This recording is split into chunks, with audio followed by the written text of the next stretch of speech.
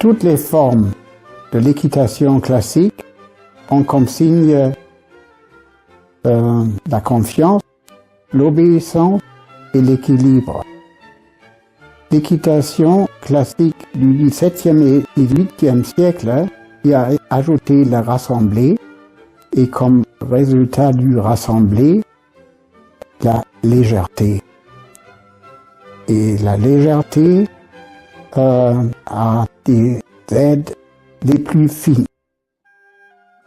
Et c'est mon but au XXe siècle maintenant de faire revivre cette forme d'équitation classique.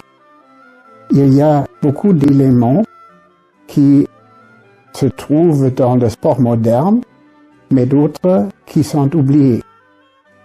Ce sont des moyens de dressage, ce sont des exercices, ce sont des mouvements comme les airs relevés, comme la levade ou pesade, la courbette, la cabriole. C'est l'usage des piliers, c'est le travail à pied plus tard. Et le nombre des intéressés par cette équitation augmente. Et je suis très heureux de cela.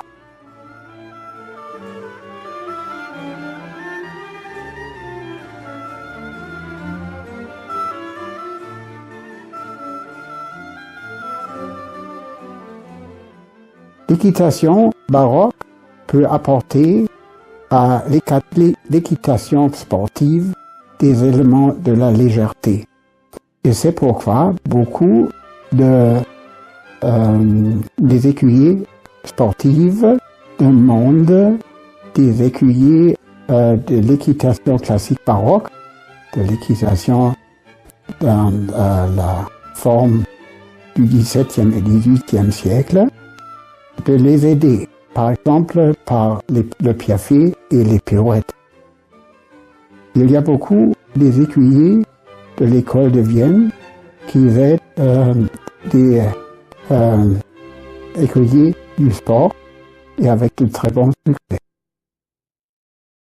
Ici, en France, le premier écuyer que j'ai trouvé dans le style du XVIIe et XVIIIe siècle, c'était Michel Henriquet. J'ai lu sa première livre quand j'étais élève et par ça, j'ai compris et j'ai appris le français, la langage française. Et il m'a influencé depuis très longtemps, il a été mon mentor et je suis très souvent venu premièrement à Bailly et maintenant à Haute-Juillet.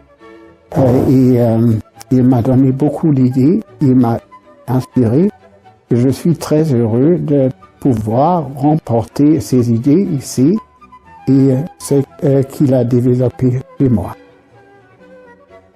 Pour moi, les 2 jours étaient très intéressants, comme j'ai trouvé ici des chevaux et des cavaliers très différents et l'équitation classique dans la forme baroque donne la possibilité de venir sur les spécialités des cavaliers et des chevaux.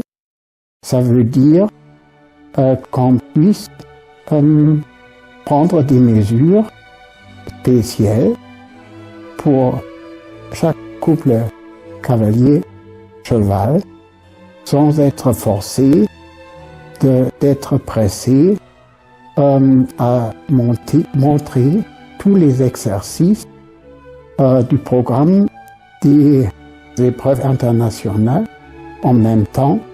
Et cela donne la chance pour des cavaliers qui n'ont pas de chevaux du sport de progresser dans une équitation cultivée.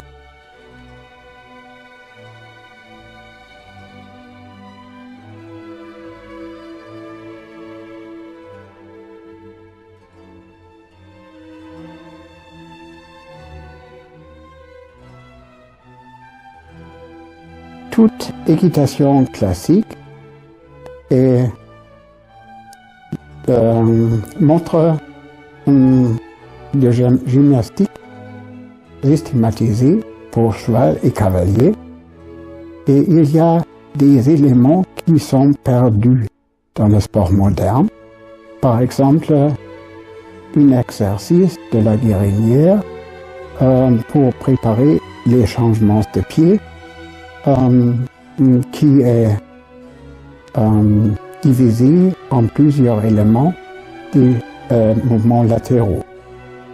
Et par ça, on peut très bien faire la souplesse du cheval pour le faire exécuter les mouvements sans grand effort, sans force, sans utiliser beaucoup de force. Et la chose la plus importante pour moi, aussi déjà de l'équitation baroque, c'est qu'il faut premièrement élever les capacités de coordination du cheval et après la force.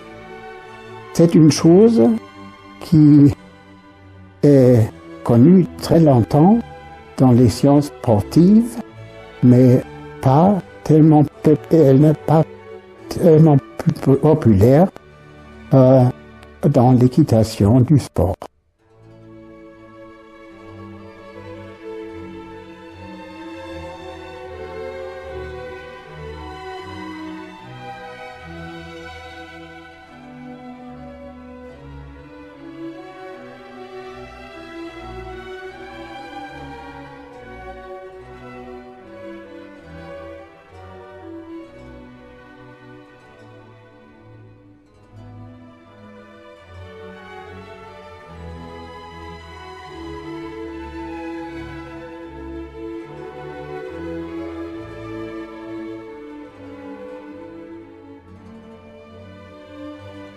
En Allemagne, nous avons un groupe de cavaliers.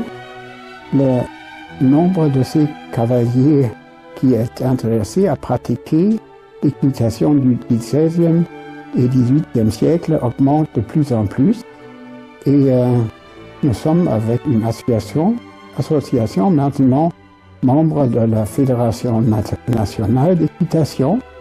Et nous avons en Allemagne un système d'entraîneurs et de préparation et d'examen d'entraîneurs.